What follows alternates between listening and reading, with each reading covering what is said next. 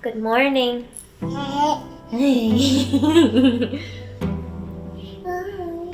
This is my alarm clock. We wake up multiple times a night because he wants to eat because I'm still breastfeeding. And then we're usually up anywhere between 5 and 6-ish. I've always been a morning person. I have to say it's a little bit of a struggle because I'm up so many times during the night.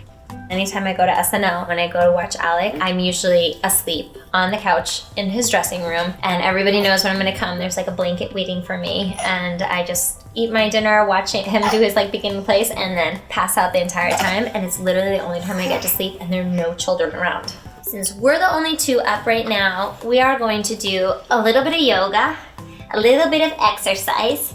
We have to get it in before everybody else wakes up, right? Yeah, should we go to our yoga? And yeah, see, yeah, so go to our yoga.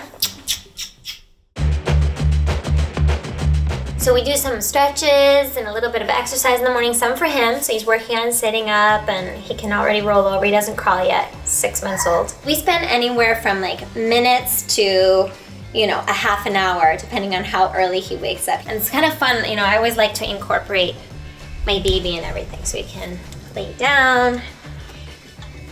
We can do like little sit-ups in the morning. I know, it's so funny, right? Do little sit-ups. Bench press a baby. Yeah, bench press a baby. I know.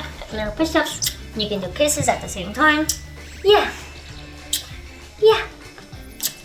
They like it too, you see? I know, it's so silly.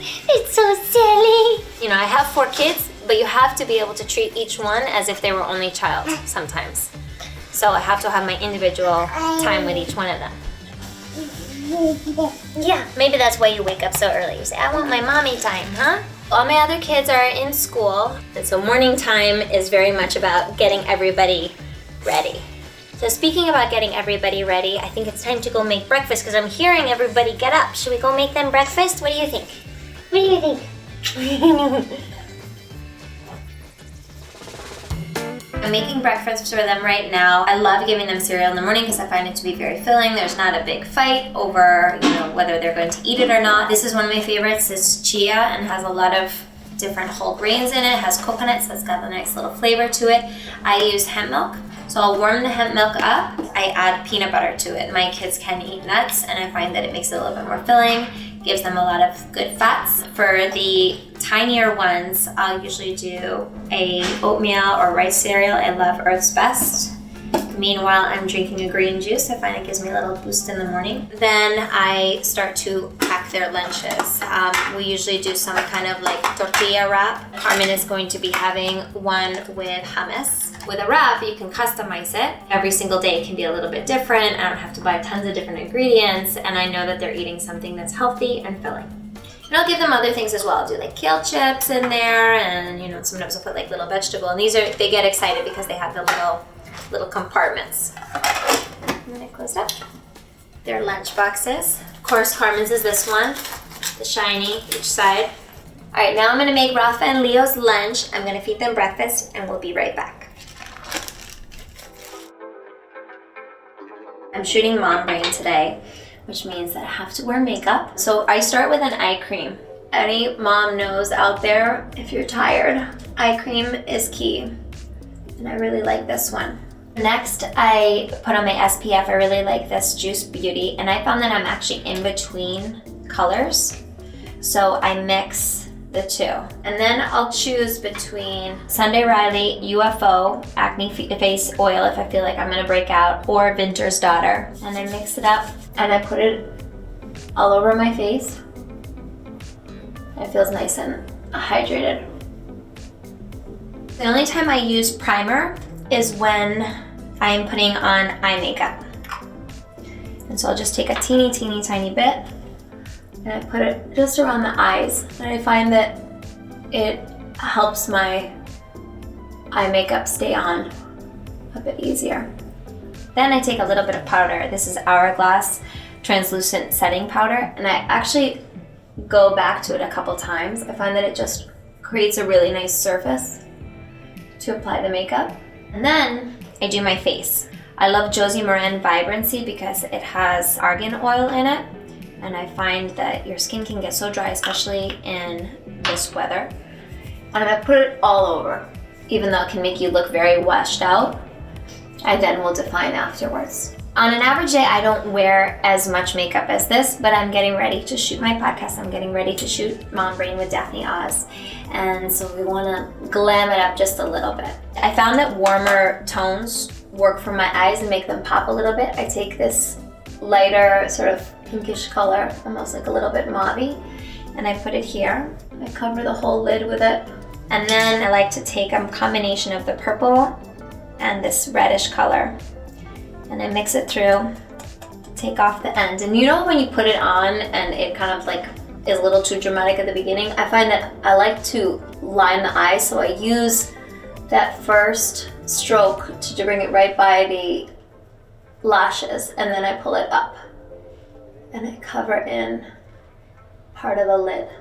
And then I'm gonna go into this sort of a lighter, almost purplish tone, and then I pull it right here to give a little bit of shine to the lid, and I lift it up and try to clean up the outside of the darker eyeshadow.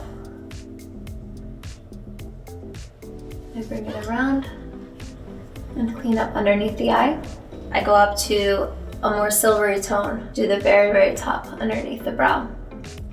Then I line my eyes, this really cool, very like warm tones, which also makes the eye pop and looks a little bit more natural. They're crayons, so you have to make sure that they don't smudge too much and start to run, but that's where the primer and the setting powder come in, and I find that, you know, I'm aware of it throughout the day, but it's not something I have to obsess about. Line underneath, put it out to the side, and go kind of like, you know, 2/3 of the way into the eye to try to keep the inside crease open and keep the eye a little bit bigger.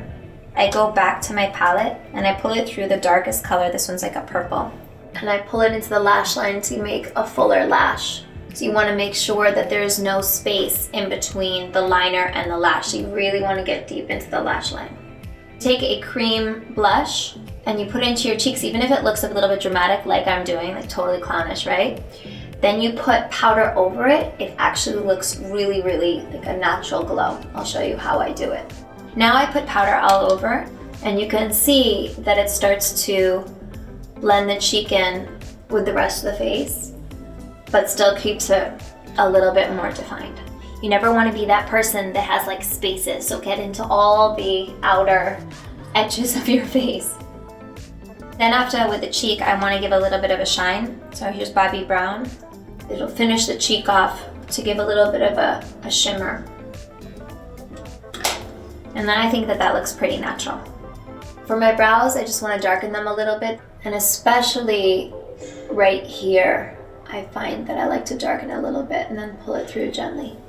After you're done with that eye makeup, then go to the Brightening Concealer. This is Benefit, and it really does make a difference. If I don't wear anything every single day, I always wear this. This is like the one thing that I will use.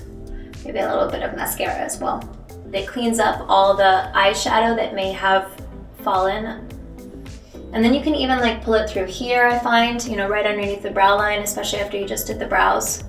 Nothing brings the face more together than some amazing lashes. So I curl them always. I find that if you have a good mascara, you can usually create a pretty nice effect. This is YSL, and I like that it gives you nice, big, dramatic lashes.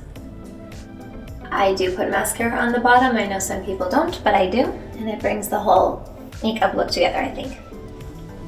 When you're working on camera, you want to make sure that you have a little bit of highlighter. So I love this Laura Mercier one. And I do a little bit under my eyes, my nose, and then around the mouth. The last thing I do is my lips. So I always hydrate right before. And then right now I'm obsessed with putting a lip liner as my lipstick, keeping it pretty simple. And you can make it a little bit more matte. Alright guys, what do you think? Do I look a little bit less tired? Off to work. Alright, I'm off to go record Mom Brain. Thanks for waking up with me.